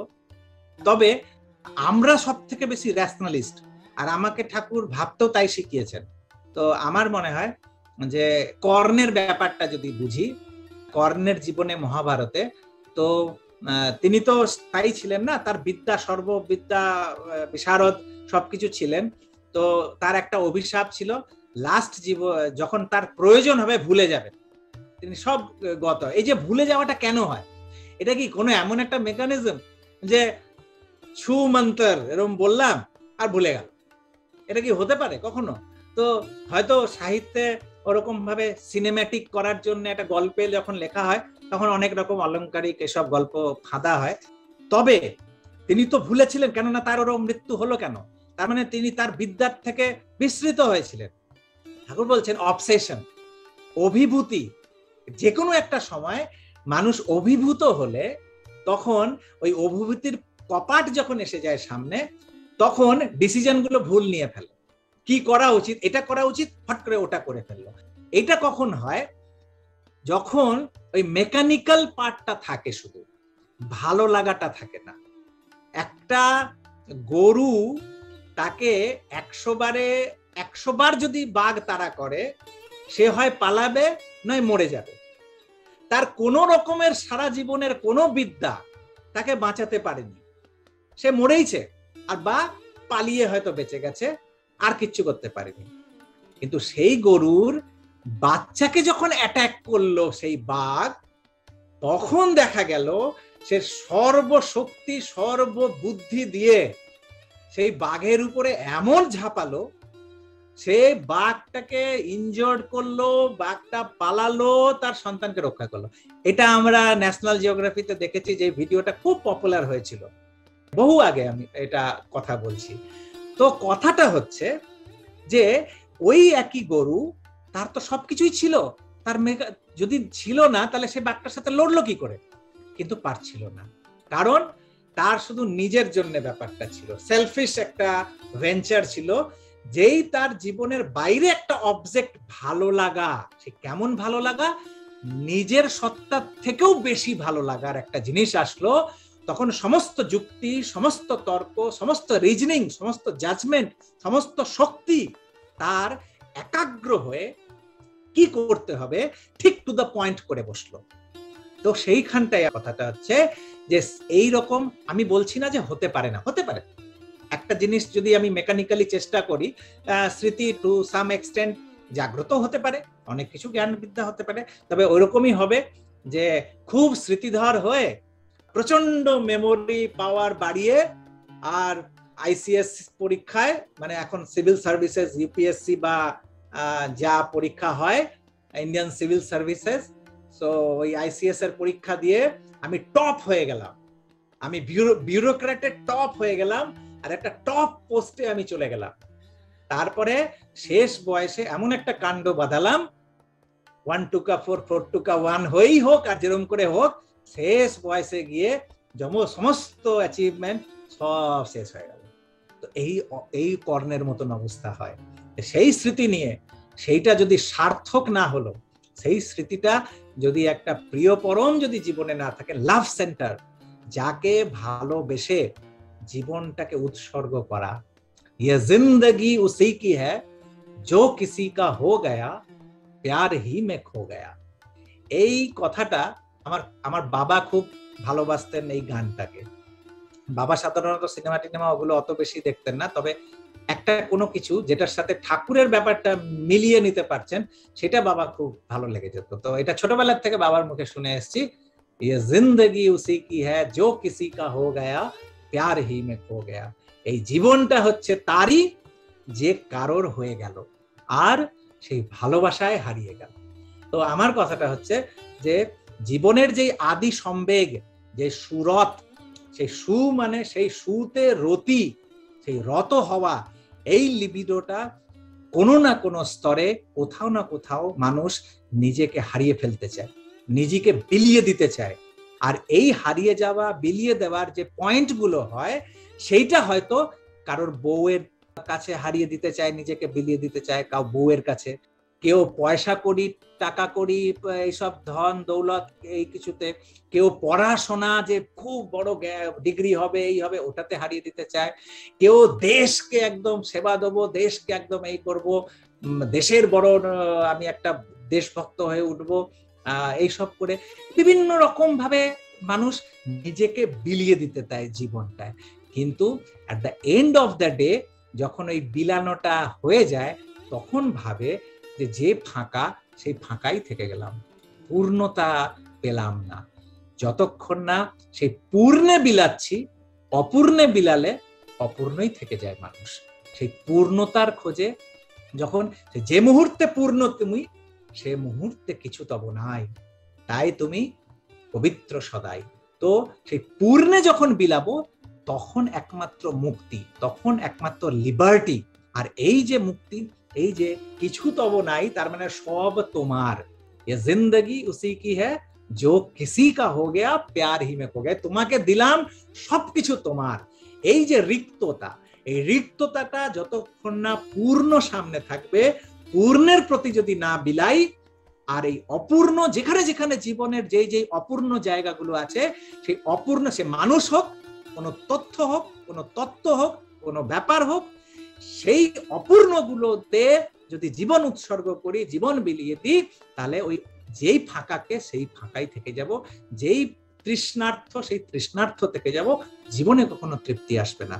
কিন্তু এই পূর্ণতার দিকে, ওই পূর্ণ যিনি, তার প্রতি যদি আমরা তাকে উদ্দেশ্য রেখে, সেই মেমোরি হোক, স্মৃতি হোক, আর যাই হোক না কেন, ওই একটি মা তার বাচ্চার কখন কি দরকার আছে ভোলে না, নিজের ওষুধ খাওয়াটা ভুলে যায়, আর সমস্ত কিছু ভুলে যায়, কিন্তু তার সন্তানের কোনো কিছু কেমন স্মৃতিধর সেটা, আর ওই স্মৃতিধরটাই তার সমস্ত জীবনকে রেগুলেট করে।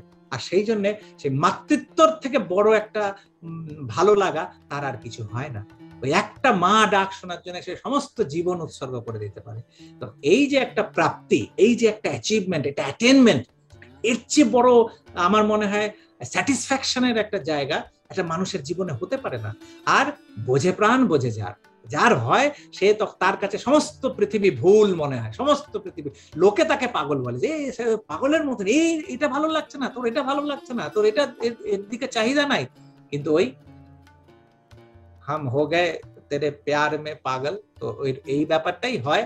আর আমার মনে হয় সেটার একমাত্র অধিকারী হচ্ছেন সেই আমার ঠাকুর, সেই আমার প্রিয় পরম, যার জন্যে জীবনের সমস্ত কিছু, এনিথিং ইউ ক্যান অ্যাচিভ, যে কোনো জিনিস আমি সংসারে যা আছে আমি সমস্ত কিছু করতে পারি, কিন্তু সেটা যেন সার্থক হয়, আমার প্রিয় পরমকে যেন পূজা করতে পারে, প্রিয় পরমের সেবায় যেন সেটা আমি লাগাতে পারি, যেমন করেই হোক। আর তার সৃষ্টির প্রত্যেকটা অ্যাফেয়ার, প্রত্যেকটা কথা, প্রত্যেকটা জিনিস, প্রত্যেকটা কাজ তার সেবায় লাগতে পারে, তাই তিনি সৃষ্টিকর্তা। আমরা যদি চাই আমরা লাগাতে পারি যে কোনো কাজ, যেরকম ভাবে যেখানে আছি যা করছি সেটা দিয়েই আমি তার ইষ্ট পূজা করতে পারি, ইষ্টের সেবায় লাগাতে পারি। তো সেই উদ্দেশ্যটা যদি ঠিক থাকে, অনুরাগটা যদি ঠিক থাকে, ইউ ক্যান অ্যাচিভ এনি মানে যে কোনো ধরনের অ্যাটেনমেন্ট, এফিসিয়েন্সি, প্রফিসিয়েন্সি তুমি অ্যাচিভ করতে পারো, কিন্তু ওই মূলটা ঠিক রাখতে হবে। কার জন্য, কেন, এটা।